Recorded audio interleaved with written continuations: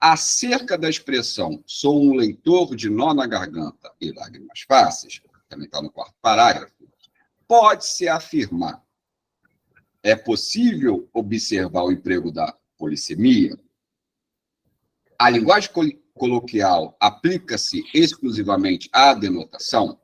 O autor usa um tom exagerado para transmitir suas emoções?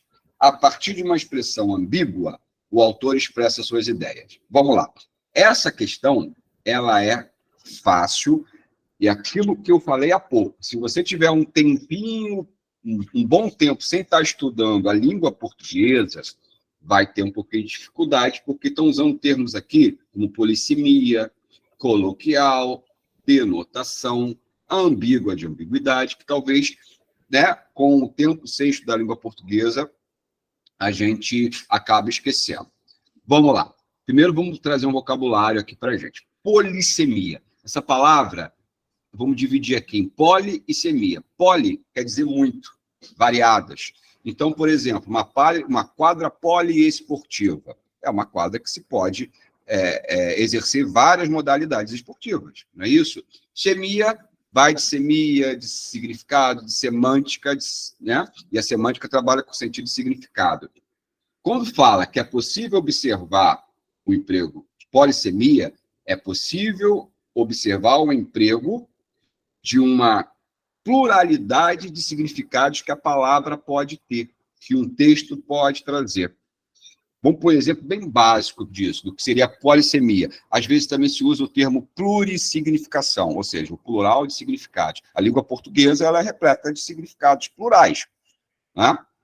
Então, há pouco a gente estava falando, a Giovana interviu bem aqui para falar, por exemplo, que uma mesma coisa pode ter palavras diferentes, né? Uma aipim, macaxeira, mandioca, e assim por diante.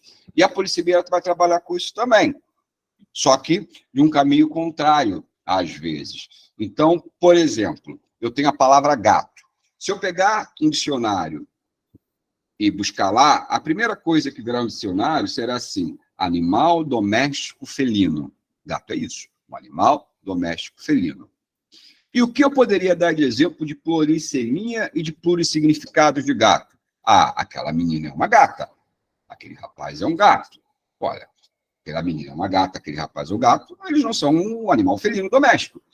A gente está dizendo isso como um elogio de serem bonitos, belos. Ah, o meu vizinho tem gatunete, tem gato de energia, né? Então, olha como isso é a polissemia, quando a gente trabalha com diversos significados, além do significado básico da palavra. Tá? Então, isso é polissemia. A linguagem coloquial, esse termo coloquial quer dizer dia a dia, informal. Quando a gente fala a linguagem culta, formal, é no rigor da gramática, do rigor da língua portuguesa que se é aprendido na escola ou através dos livros. Essa é a linguagem que você vai ter formal, vai ser a língua chamada linguagem culta. A linguagem coloquial é a linguagem do dia a dia, é uma linguagem informal. Não há sempre uma controvérsia muito grande. Acha-se que a linguagem coloquial ela é errada. Não, ela não é errada, ela é informal. Ela seria errada se você usar a linguagem coloquial no momento que você precisa de um texto de norma culta. Tá? Então, ela seria inadequada. Da mesma forma, numa conversa em um bar, um restaurante com amigos, você vai usar a língua culta. Né? É questão mesmo de adequação linguística. Então, coloquial é o dia a dia, né? Sem as regras. Por exemplo, quando você diz para uma pessoa, te amo, isso é coloquial. Tem algum problema dizer que eu te amo? Não. Mas no rigor da gramática normativa, é amo-te. É difícil a gente ouvir, amo-te. Te amo, não tem problema algum. Me empresta. No rigor da gramática, empresta. Então, coloquial é o dia a dia e não há erro. Não há erro no uso do coloquial, óbvio que nos momentos que ele precisa ser usado. Denotação. A linguagem coloquial aplica-se, você sabe, a linguagem do dia a dia aplica-se exclusivamente à denotação. A gente tem denotação e conotação. Denotação é o sentido básico que a palavra tem. E conotação são as diversas possibilidades que essas palavras podem ter de outros significados. O sentido, a conotação, ela tem como marca muito contundente a conotação, não denotação. A conotação são as figuras de linguagem. Então, vejam bem, as figuras de linguagem são conotativas. A denotação é ao pé da letra. Então, gato é um animal felino. Tá? Vou dar um exemplo aqui oral. Eu perdi a chave de casa. Eu perdi a chave de casa. A palavra chave está no seu sentido, o texto está no seu sentido denotativo, que é o seu sentido básico.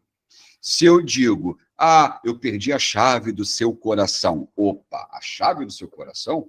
O coração precisa de chave? É um sentido figurado. Não é isso? Aí eu usei a conotação.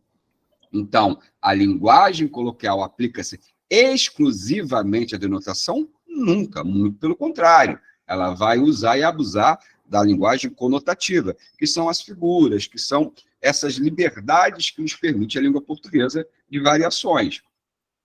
Não até mesmo variações linguísticas, mas, sobretudo, as variações de sentido e significado que a mesma palavra ou a mesma coisa podem ter. B, a gente descarta. A, vamos deixar quieta. O autor usa um tom exagerado para transmitir suas emoções? Não. Sou um leitor de nó na garganta e lágrimas fáceis. Se tivesse um tom exagerado, a gente teria uma figura chamada hipérbole, tá? E que não é o caso dessa questão aqui. O que tem aqui é o emprego de uma figura chamada metáfora. Tá? Então, vejam como a parte estilística, que inclusive está lá. Estilística estuda figuras de linguagem. Essa questão aqui, ela perpassa por figura de linguagem. Não está pedindo aqui para você classificar se é uma metáfora, uma metonímia, uma hipérbole, uma catacrese. Nada disso. Mas um conhecimentozinho básico do que é uma figura de linguagem, seu sentido conotativo é importante.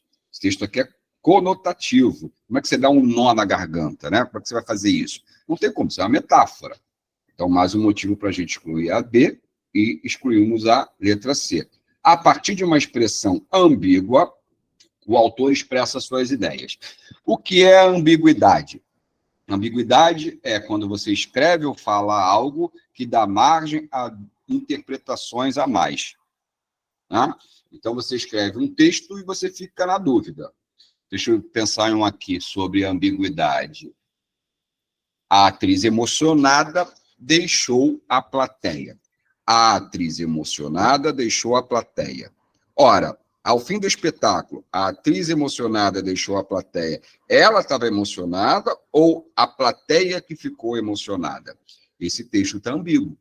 Dá margem a duas interpretações. Nisso aqui não tem ambiguidade nenhuma. Ele é um leitor de nó na garganta e lágrimas fáceis. Ou seja, ele está dizendo que é um leitor muito emotivo, né? Ele se emociona. Mas não há um exagero, não há uma hipérbole aqui. O que a gente consegue presenciar é a letra A, ou seja, ele vai usar polissemia, ou seja, através de uma figura de linguagem, para dizer, ele compara o nó da garganta à emoção, né? A emoção traz nele esse nó na garganta. Então, ele trabalha com um sentido conotativo, que é, de certa forma, o abuso, no melhor sentido da palavra, dos demais significados que uma palavra ou expressão pode ter.